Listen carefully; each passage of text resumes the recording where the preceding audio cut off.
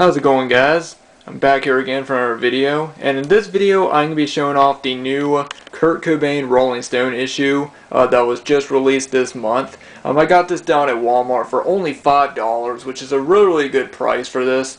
And I've also seen it at Kroger, and it's available wherever Rolling Stone magazines are sold. And for $5, that's a really good price. And I usually see magazines for, a lot more than that, so I was really surprised that it was only $5. But, yeah, this is the Rolling Stone Searching for Kurt issue. And, so this issue basically focuses on, it has an interview with Frances Bean, his daughter, and she's talking about the new up-and-coming documentary, Kurt Cobain Montage of Heck, which I just absolutely cannot wait for that documentary to come out. I'm so excited for it. And it basically, she talks about seeing it for the first time with Courtney, her mom, and her thoughts on it. And it's a really good issue. I haven't read it all the way through. I've only skimmed through it a little bit, but I think it's going to be a really great issue.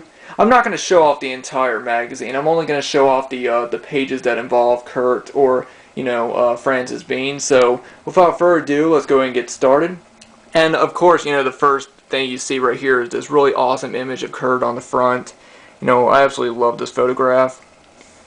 At the top says Rolling Stone, and this was released on April 23rd. Which says right there, 2015.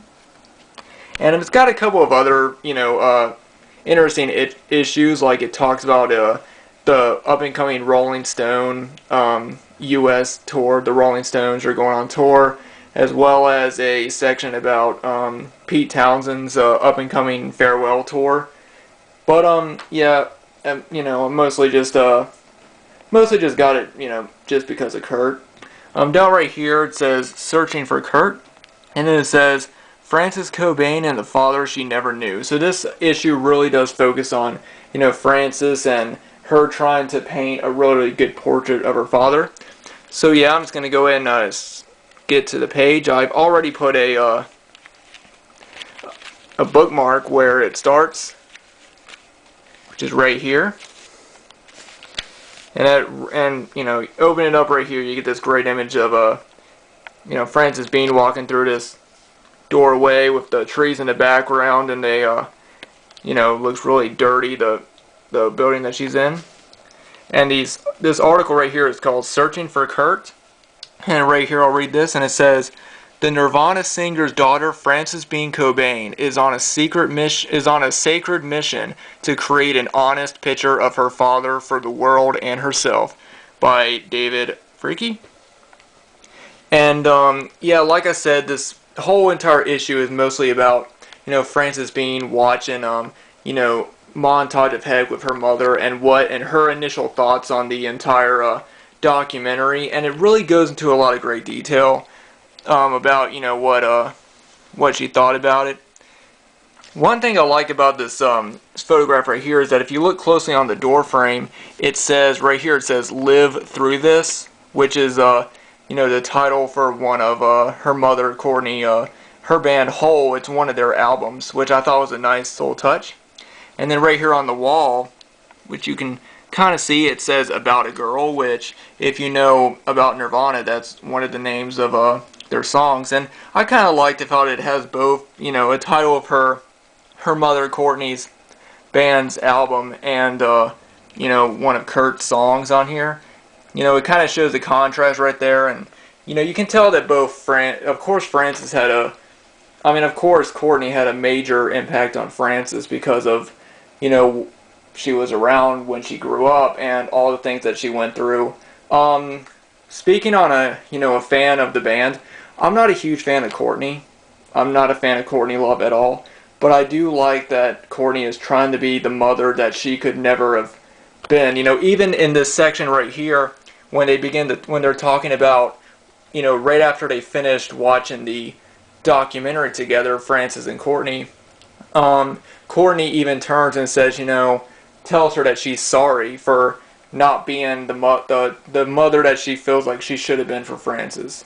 And I do give Courtney respect for that. I think that she's learned the I guess, the error of her ways, and she wants to be a better mother for Francis. So I do respect her in that sense. As a person, I really don't, respect her, but, the fact that she's now trying to be there for Francis, I think is great. And the fact that Dave Grohl is now, her and Dave Grohl have made peace between each other, and I do respect that as well. But the article goes on, and then you have this nice collage of photographs, which I'll get to in a sec. But one quote that has been highlighted right here, which I'll read out, it says, "My parents' relationship was toxic," says Francis. "I was a fix-it baby, but I know that my dad did love me."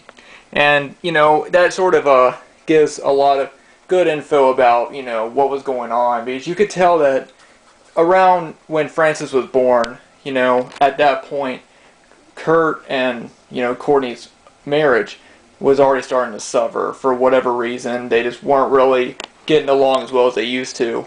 And I think that Francis was as Francis puts it, she was a fix-it baby. And I do think that in a way Francis really helped Kurt and Courtney, stay together for much longer because now they had a kid together. Unfortunately, it didn't last as long as they both hoped because eventually Kurt was talking about divorcing her. But, still, it just shows, their relationship and of how that right at Kurt's death, their relationship started to crumble. But you got some pretty good photographs, which I'll read out. The first one I love right here is a shot of Kurt holding Francis and she's upside down. And this was taken in 1993. And there's even a quote of Courtney Love, and it says, "Kurt did love Francis, but after the Rome thing, his suicide, it was like a light went out," which, I'm sure it was. I think that after his Rome suicide attempt, it really did, I guess, sort of close the door on him, and he just sort of, went spiraling out of control from there, and then things began to happen, but, so it's pretty sad. There's a shot right down there of Courtney and Francis putting up the, the devil horns, which is kind of nice. Then, of course, there's this one iconic shot that's in so many books, so many magazines of Kurt jumping into Chad Channing's drum set. During one of the Bleach tour. Does it say? No, it doesn't say when this, where it was taken, but this photograph is from 1990. It doesn't say where it was taken. And then we have another photo right here of Kurt when he was only 15. I really, really like that photo. And then there's a shot of Kurt and Courtney together. And this is actually pretty cool. This is a section of the article which was taken from the magazine, the one that Nirvana posed on the cover for, the Success Doesn't Suck magazine, which was released on January 27th, 1994. And this is a section taken from that magazine. So it's kind of cool to see that. Up there it says, "From the Vault, Rolling Stone's last visit with Kurt." And then I'll read this right here. It says, "Kurt Cobain called Dave Fricke directly to set up the singer's last Rolling Stone interview. Some of the exchanges in their early morning conversations, for one, when Cobain called Nirvana's 'I hate myself and I want to die' a joke, became haunting 6 months later when he took his own life. But on this night, he was upbeat." And, yeah, it's just a really good write-up. I'm sure that for a lot of Nirvana fans, they probably have this issue. But for people who don't have it, this is a nice little section from it that is really interesting to read. And then right here is a little box that Kurt once had. And here's another section from Francis talking about this box that he owned. And on it right here it says, Francis opened a guitar case. And she says that it was filled with his art supplies. It smelled like he smelled. He became humanized to me.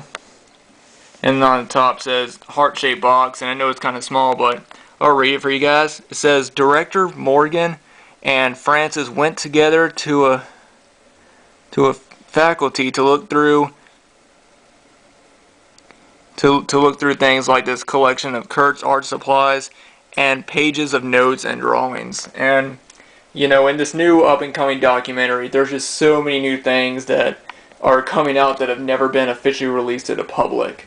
And that's one thing I'm really excited about, this new up-and-coming, you know, what's going to be coming in Montage of Heck is so many new audio recordings, so many new songs, just so much stuff that's never been officially released.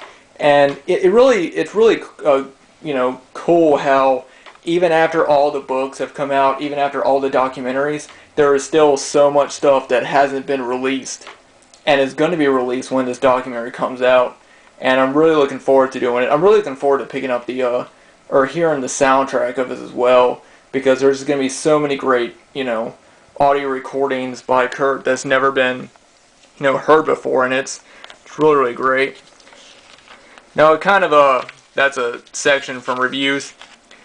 The yeah, it goes on to right here. It goes to a different subject. They start talking about reviewing albums and stuff. And then the last section right here is the ending of the article.